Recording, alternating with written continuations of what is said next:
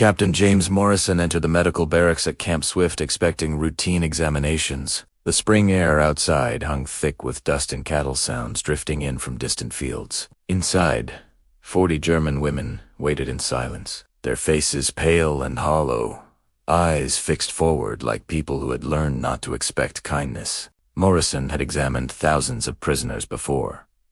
Soldiers, sailors, airmen, men hardened by combat, bodies worn by marshes and hunger. He had seen malnutrition, disease, neglect. But when the first woman stepped forward and removed her threadbare uniform, Morrison's hands stopped mid, ribs pressed against skin like ladder rungs. Collarbones cast sharp shadows. Bruises bloomed in yellow and green along her arms. Old injuries, healing badly. Her breathing was shallow, uneven, accompanied by a faint, wet rattle deep in her chest. He had seen suffering before. He had not seen it organized like this. The barracks smelled of carbolic soap and something else. Something sour and wrong that tightened his stomach before his mind could name it. Rows of metal cots lined the walls, thin mattresses barely separating bodies from steel. 40 women, 40 still forms. 40 pairs of eyes, watching him as if he might decide something irreversible with a single word. Lieutenant Chun stood near the entrance, her posture rigid. She had arrived 2 days earlier to help prepare the examinations. Her usual professional composure was intact, but just barely. "Sir?" she said quietly. "You should know what you're walking into." She handed him the preliminary report. The handwriting was precise, clinical, but the meaning bled through every line. Severe malnutrition in 37 cases. Advanced tuberculosis suspected in 12. Untreated fractures in 8. Chemical burns consistent with factory exposure. Morrison felt his jaw tightened as he read. "That's not all," Chun added, her voice lowered. 3 are pregnant. 2 in their 3rd trimester. None have received prenatal care. Something cold settled in Morrison's chest. Pregnant prisoners of war. Women who had crossed the Atlantic in cargo holds. Transported in rail cars. Marched through camps, all while carrying children. The manual had sections for battlefield trauma, for infectious disease control. For triage under fire, it had nothing for this. Morrison looked up from the report and across the room. Some women met his gaze. Others stared at the floor. Their expressions were not angry, not pleading. Just empty, as if hope had been rationed out of them long before they reached Texas. They had been told Americans were brutal, that capture meant torture, humiliation, death. Berlin propaganda had painted Americans as savages, men who bayoneted prisoners and laughed while doing it. Instead, they had arrived here, white-painted walls, mesh-screened windows to keep out mosquitoes. More food than they had seen in months. Morrison picked up his bag and walked to the first cot. "My name is Captain Morrison," he said in careful German, learned from his grandmother back in Oklahoma. "I'm a doctor. I need to examine you." The woman nodded once. She stood slowly, as if sudden movement might break her. When she removed her jacket, Morrison confirmed what his eyes had already warned him of. Starvation. Chronic illness. Damage that had not been treated, only endured. By the 10th examination, a pattern had formed. By the 15th, it was unmistakable. Morrison paused, standing between 2 cots, the room pressing in around him. It wasn't one patient.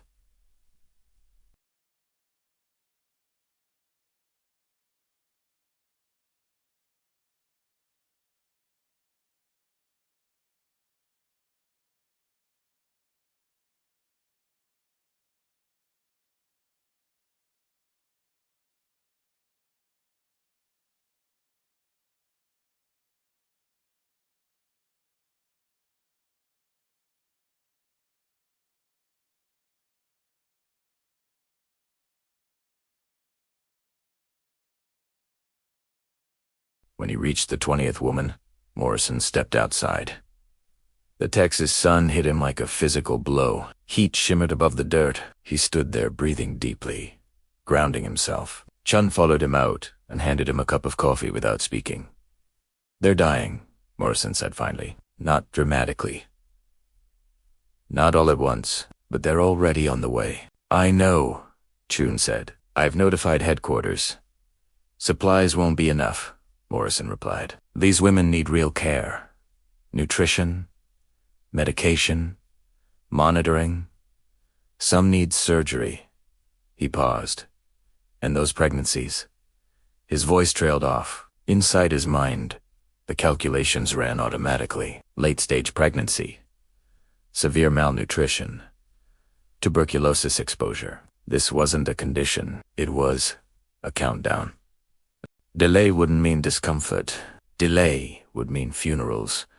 The regulations were clear. Prisoners were entitled to adequate medical care.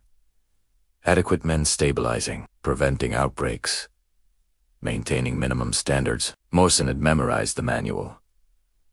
Every clause, every careful word, and standing there, he understood something the book never admitted. This situation didn't exist inside its pages. The regulations assumed bodies that could wait. They assumed recovery was a matter of time. These women did not have time. Inside the barracks, one of the pregnant women shifted on her cot, a hand resting protectively over his stomach. Morrison closed his eyes briefly. Adequate, he realized, wasn't a solution. It was a delay disguised as policy. He turned back toward the door and walked inside knowing, before he broke a single rule, that the rules would not save them. The examinations did not stop. By nightfall, Morrison's clipboard was heavy with notes that felt less like documentation and more like indictments. 40 names, 40 failing bodies. Patterns repeating with mechanical cruelty, starvation, infection. Damage left untreated until the body learned to survive wrong. Inside the barracks, the women watched him move from cat to cat, measuring him the way hunted animals measured distance, not with trust, with calculation. Lieutenant Chun worked beside him without pause. Fluids, bandages. Notes whispered under breath. Sir, she said quietly at one point. If word gets out that we're escalating care beyond protocol. Morrison didn't look up. No! If command inspected the barracks, they could shut everything down. If supplies were audited, Morrison would be exposed. If the women were reassigned to labor details again, several would not survive the month. The danger wasn't abstract anymore. It had teeth. By the second day, the scale arrived. A simple metal platform wheeled in from storage. Morrison insisted on weighing every patient himself. One by one, the numbers appeared, and with each reading, the room grew heavier. 92 pounds. 87. 79. One woman barely cleared 70. These were not fluctuations. They were warning signs. Morrison adjusted feeding plans immediately. Small portions, carefully measured calories. Electrolytes, monitored like explosives. Too much food too fast could kill them faster than starvation ever had. Refeeding syndrome was already lurking. He could feel it in the numbers, in the heart rates, in the way some women trembled after eating. This is a knife's edge, Chun said as they worked late into the night. If we're wrong, I know, Morrison replied, but doing nothing is wrong faster. The pregnant women became the center of gravity. Margot's blood pressure spiked twice in one night. Helena's weight refused to rise despite increased intake. Anna developed a fever that antibiotics barely touched. Every chart Morrison reviewed ended the same way, with time circled in red. They were running out of it. On the third morning, the base commander sent an aide to observe. The man stood at the doorway, arms crossed, eyes scanning the 4 lines. The additional bedding, the reorganized layout of the barracks. You're exceeding standard care, he said flatly. These patients require it, Morrison replied. They're prisoners. They're patients. The aide wrote something down and left without another word. Chun found Morrison later in the supply room, standing still, staring at shelves that were already thinning. They're watching us now, she said. I know.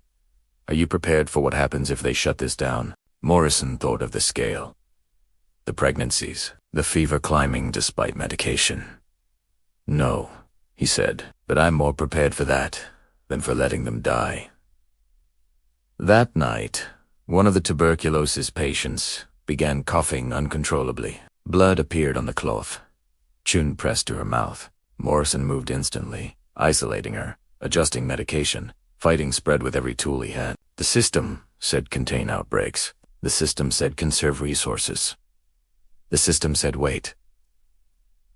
Morrison did not wait. By the end of the week, word had spread beyond the barracks. American soldiers whispered about the doctor who was going too far. German prisoners in nearby compounds whispered about the doctor who was not letting women die. The women themselves began changing, slowly, almost imperceptibly at first. Hands steadied. Eyes lifted. Breathing deepened. 2 gained 5 pounds. Then 7. Margot smiled once briefly, when Morrison told her the baby's heartbeat was strong. That smile nearly broke him. Late one night, after charting vitals for the 3rd time, Morrison sat alone at the edge of a cot, exhaustion finally catching him. Chun stood nearby, reviewing notes. "Do you ever think about what happens if this goes wrong?" she asked. "Every minute. And you keep going anyway." "Yes." She hesitated. "Why?" Morrison thought of his father, dying on a farmhouse bed because help had arrived too late. Thought of the manual that had not known what to do with a dying boy in rural Oklahoma. "Because if the rules can't carry this," he said, "then they're not rules worth hiding behind."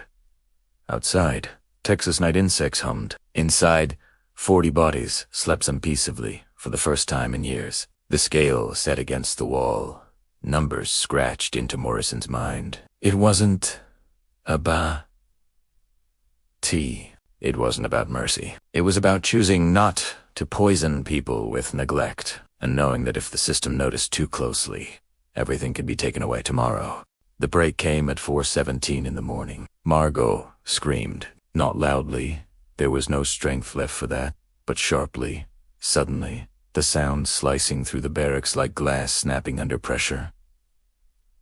Chun was at her side instantly, blood pressure spiking. Pulse erratic. Eyes unfocused. "She's seizing," Chun said. "We're losing her." Morrison was already moving. The numbers told the truth faster than fear ever could. Eclampsia. Full progression. The pregnancy had turned from risk into weapon. If they waited for authorization, Margot would die. If they moved her to the base hospital, she might not survive the transport. If they did nothing, both mother and child were already gone. Morrison looked around the barracks, the improvised beds, the cuarto stands, the portable lights scavenged from maintenance. "This happens now," he said. "Here." Chun met his eyes. "No hesitation, only confirmation. I'll prep." They cleared space, hung sheets, boiled instruments. Every movement was deliberate, stripped of ceremony. This wasn't a hospital. It was defiance shaped into procedure. A runner was sent to Austin, not to command, to a doctor. Dr. Patricia O'Brien arrived just after sunrise. Hairpin back, hands already pulling on gloves as she listens to Morrison's briefing. "She's barely holding," Morrison said. O'Brien nodded once. "Then we don't hold her. We deliver." They worked by lamplight. Margot drifted in and out of consciousness, her body fighting itself, blood pressure climbing with every minute lost. Morrison assisted, his hand steady even as his mind screamed. This was not authorized. This was not protected. This was irreversible. The incision was clean, fast, controlled. The baby emerged, small, blue, silent, for 3 seconds, 4, 5, no breath. Morrison felt the old memory rise. A farmhouse, a father dying, the sound of nothing where breath should be. Then Chun suctioned the airway. A cry cut the air. Thin, furious, alive. Morrison exhaled for the first time in what felt like days. Margot survived. Barely. The next 48 hours were relentless. Helena's labor stalled, then turned. O'Brien stayed, refused to leave. Delivered a daughter with forceps and grit and language that peeled paint from the walls.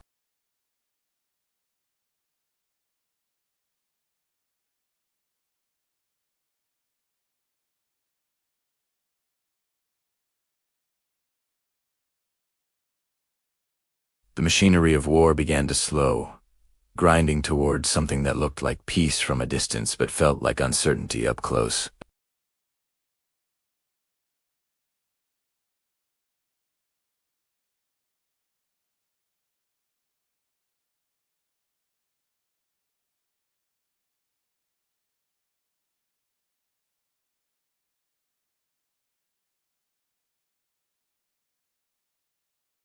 The way eyes lingered longer on letters, on the horizon, on children who had been born in captivity and would leave it with no memory of how close death had come.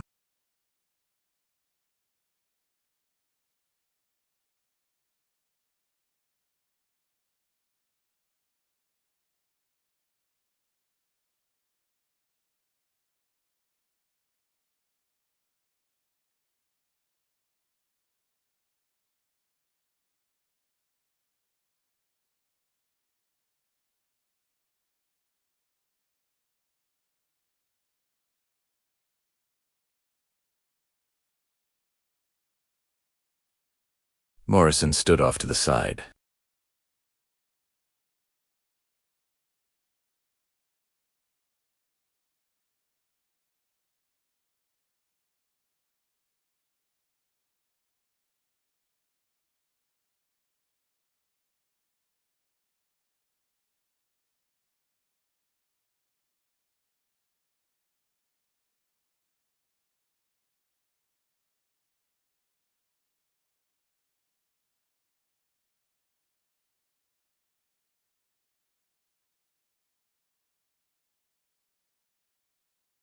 But the unbearable weight of knowing exactly how close none of this had come to existing.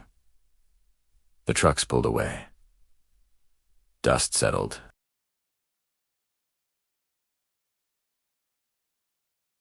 Camp Swift returned to its original purpose: paperwork, storage, quiet.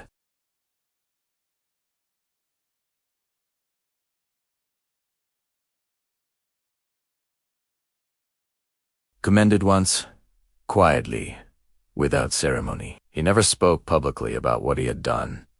He didn't need to. After the army, he returned to Oklahoma, opened a small practice, treated farmers, ranchers.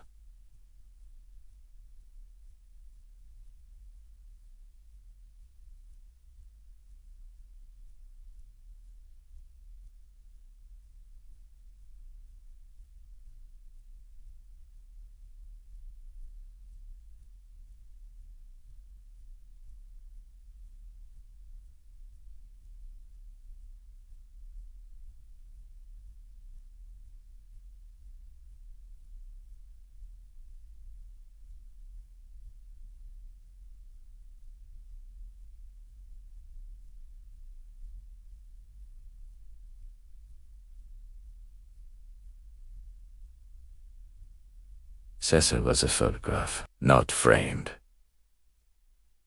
Not labeled. 40 women standing in Texas sunlight, 3 babies held close. 2 medical officers barely visible at the edge. Patients sometimes asked. Family. Morrison would nod, yes.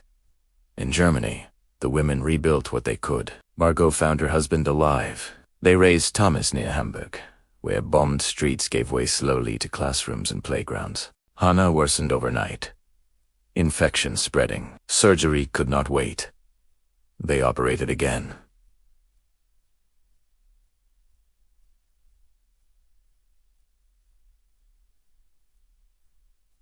Then again, the barracks became something unrecognizable. Not a prison, not a hospital, but a place where refusal to accept loss had teeth. Command noticed, on the 4th day, Morrison was summoned. Colonel Warren did not shout. He didn't need to. You diverted supplies. Decide calmly. Unauthorized personnel. Civilian doctors. Surgical intervention on prisoners. Yes, sir. You exceeded protocol. Yes, sir. You put this base at risk. Morrison stood straight. I put 40 lives ahead of paperwork. Warren studied him for a long moment. You know what happens if this becomes public? Yes, sir. You know I can end your career. Yes, sir. Silence stretched. Then Warren leaned back. If even one of them had died, he said quietly, this conversation would be different. Morrison didn't answer. Authorization granted. Warren continued. Retroactive. You report directly to me, and if this collapses politically, I will deny everything. Morrison nodded. I understand. Get back to work, Captain. He did. Weeks passed. Weight returned. Slowly. Safely. Fevers broke. Coughs softened. Tuberculosis receded under careful isolation and antibiotics. Bonus wary reset. Infections cleared. The scale changed. 95. 100. 112. The women changed too. They began to sit outside when allowed, to speak quietly to one another, to sing at night when they thought no one listened. 3 babies slept in makeshift cribs. 40 women lived. One evening, Morrison sat outside the barracks, too tired to move, watching the Texas sky bruise purple with sunset. June handed him coffee. All alive, she said. Morrison nodded. 40 wasn't a statistic anymore. It was a weight he would carry for the rest of his life. He had crossed the line, and he would never step back. Helena became a teacher. Her daughter grew up knowing that she had been born in a place meant for captivity, saved by a man who had no obligation to care. Anna emigrated to Canada. Her son never learned German well, but he learned gratitude early. They wrote sometimes. Letters crossed oceans again, this time without censors, short updates. Birthdays. Lives continuing. History eventually found Camp Swift. Not loudly. Just enough to note that 40 German women had survived captivity in Texas with no recorded fatalities, that 3 children had been born. That regulations had been bent, that records were unusually detailed.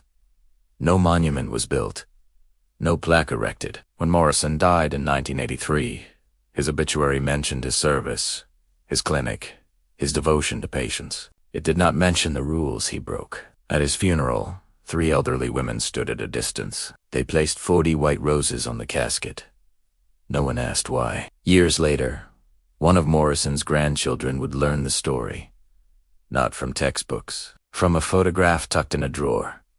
40 women, 3 children. 1 decision. Because the true measure of civilization is not how we treat our friends when peace is easy, but how we treat our enemies when mercy costs something. In 1945, in a Texas barracks no one remembers, an American doctor chose life over permission, and 40 lives answered back.